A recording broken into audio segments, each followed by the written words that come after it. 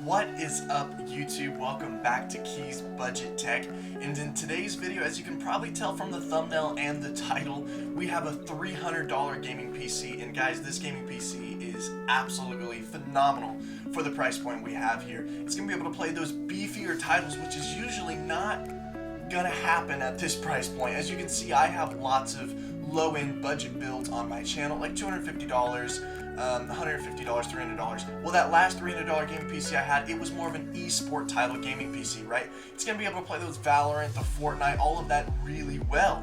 Well, this PC I have today might be able to do that and some more. So please stay tuned and watch the rest of the video because I think you're going to like what you find. Alright y'all, buckle in because this motherboard, it's a long ride. So we have the Optiplex 790 motherboard coming in at a price at $12.99. Really good for the money here, and as you can see on the screen, there was an I/O shield with this motherboard, which is just absolutely phenomenal to see because nobody likes that hole in the back of the case when you don't have an I/O shield. An I/O shield really does bring the look of the case and the motherboard together really well. So as you can see, I'm going ahead and showing me unboxing it and then doing what I do to it. So there are several things you're going to have to do to get this to work. Here right now is that 2-pin short out that I have. Now if you guys want, I could put links in the description if you want to find these things, but this 2-pin short out is super easy to use, right? I know the layout of the motherboard and where the pins should go, but you find it and it is the 4th pin down from the right. And when you plug it in, now the front I/O panel error is gone. So this is me fixing those errors that you get on Optiplexes. I've actually fixed every single one of them now. So now on the top right power switch, we know that you put it in the middle pins. And once you've done that, that also fixes the power switch cable failure. So that is now fixed, which is awesome to see, guys. No more F1 boot. It is so annoying having to press F1 every time you boot.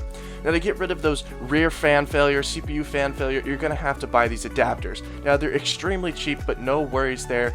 And all it does is it plugs into a normal fan. So you are going to need normal fans. You can't have the Molex fans. Now you can, but you are just going to need one normal fan to plug in. Now what I'm pointing at right now is the actual temperature sensor on this motherboard. Now that is also an error if you don't have that plugged in. So I took off the plastic covering for it with pliers just so it would make it a lot easier because I'm actually going to have to solder in a resistor. Now doing this will make the motherboard think that it's at a certain temperature at all times, and that only controls your rear fan. So you don't have to worry about it messing up your CPU temperatures. If your CPU starts to overheat, there's a sensor on the wire already itself for the CPU fan that will fix that automatically. So don't worry about that. It's not going to overheat if you do this. No, it's perfectly safe and fine. And so all I'm doing here is I'm bending the pins a little bit away from each other just because I want to be able to easily solder onto each one because you can't solder them together. They have to be separate. I'm also waiting for it to heat up and checking if it's finally hot enough to be able to solder this on. And it's just about time to solder now, so I'm going ahead and lining it up properly because I don't have anything to hold it down. So I actually have to kind of just lay it there and line it up. And soldering it is actually really easy, guys. It's as simple as just line it up, set it close to it, and it's almost like glue. It'll just find the metals together and hook up just like that did right there. It hooked up easily. Both of them did really well. This is super awesome to have no F1 boot anymore, guys. It's perfectly working, and I'll go ahead and prove that for you.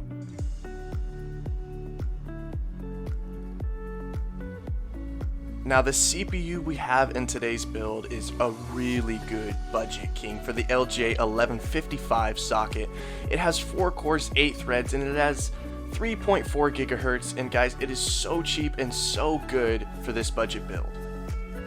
And the cooler that will be cooling our CPU is the Thermaltake UX100. Guys, this is a beast of a CPU cooler. The RGB looks absolutely stunning, and it did a really good job of cooling our CPU. And the RAM we have in this system is just 4 sticks of 4 GB of DDR3 clocked at 1333 MHz. Guys, being able to have 16 gigs of RAM in a $300 gaming PC and still a beefy GPU is just absolutely amazing for it being 2022. And this RAM came really cheap as well. And here are those two 5 to 4 pin adapters I showed earlier in the video that you plug into the motherboard to get rid of some errors. Here is my favorite part of the build. I've been waiting to present this. Guys, it's the R9 280X coming in at $120, which is such a good price for this card. Now, if you guys don't know AMD cards very well, no worries.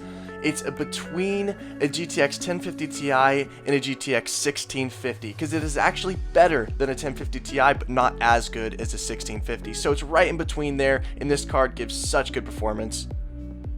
Now here are the power adapters for that GPU. Considering our power supply does not have the correct connectors, guys, don't worry about this. I've used these a million times. They do not cause issues.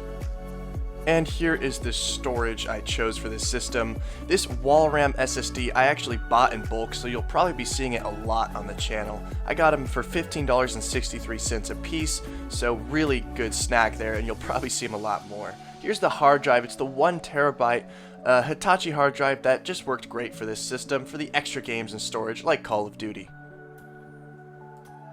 Guys, here is that famous power supply that you've seen so many times on this channel. It's the 80 plus gold certified 360 watt power supply. Oh, it does so well, but there are downsides to this that I've talked about before. For one, using certain cases, you won't even be able to reach the cables. So I threw in some extension cables that also help with aesthetics, but also are literally needed to build with this power supply. But it came out and turned out really well and looking clean.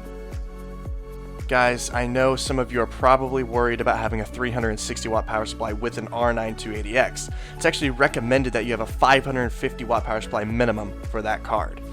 But here's me running a Firestrike benchmark, and let's go ahead and see what watts I'm pulling right now. I'm going to flip the camera upside down. 150 watts is all I'm pulling from that power supply. Now this is the max watts I actually got out of it. 292.2 watts is the max watts I've pulled from this power supply. So guys, please don't worry about it. It's going to be totally fine. I'm still saving like 70 watts there that we don't have to worry about.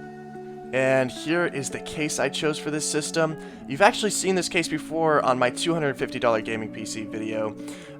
Yeah, it's really good. I couldn't help but choose it again for the budget and the price of this. It just makes sense. Hey, you. Are you subscribed yet? Because if you're not, I'd really appreciate it. It helps out the channel a lot, and it's letting me grow and be able to become a better YouTuber.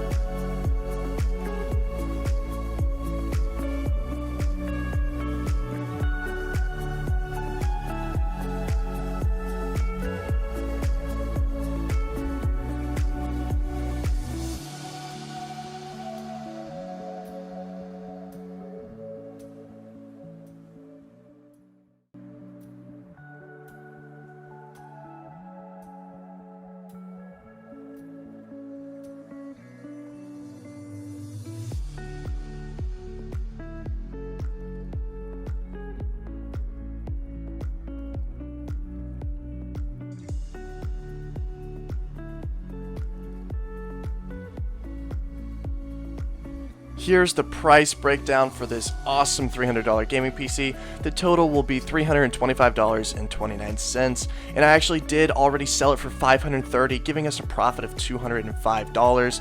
Now the guy hasn't actually came and picked it up yet, but he's bought a computer from me before, so I'm sure he's going to do it. He actually bought this $300 gaming PC video that I had earlier, so if you guys want to check that out, go ahead and do that, and I'll show you the clip of me selling it to him real quick.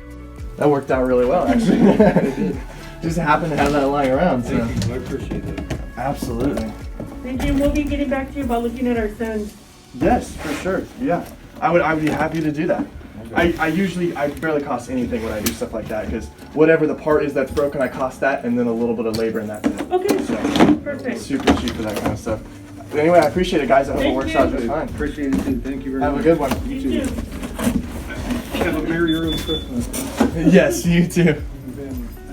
Thank you. Thank you.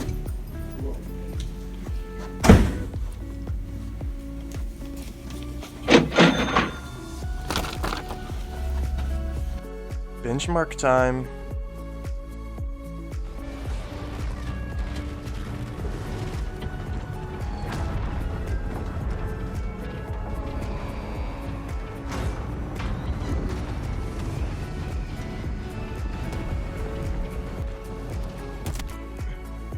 Kill all targets. Go.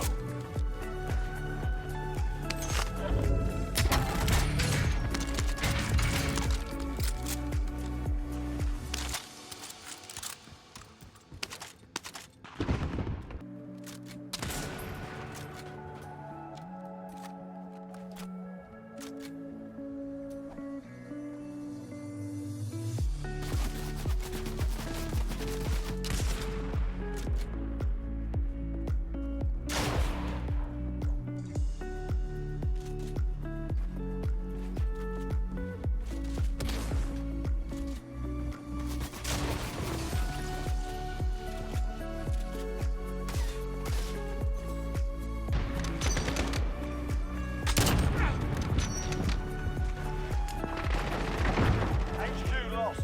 Shutting down the enemy HQ. HQ is free. Get a move on. Enemy on the HQ. Get over there.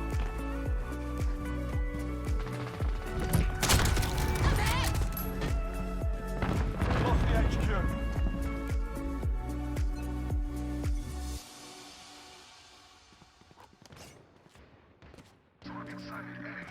Enemy marked. Right here. My ult. Watch this. Reloading.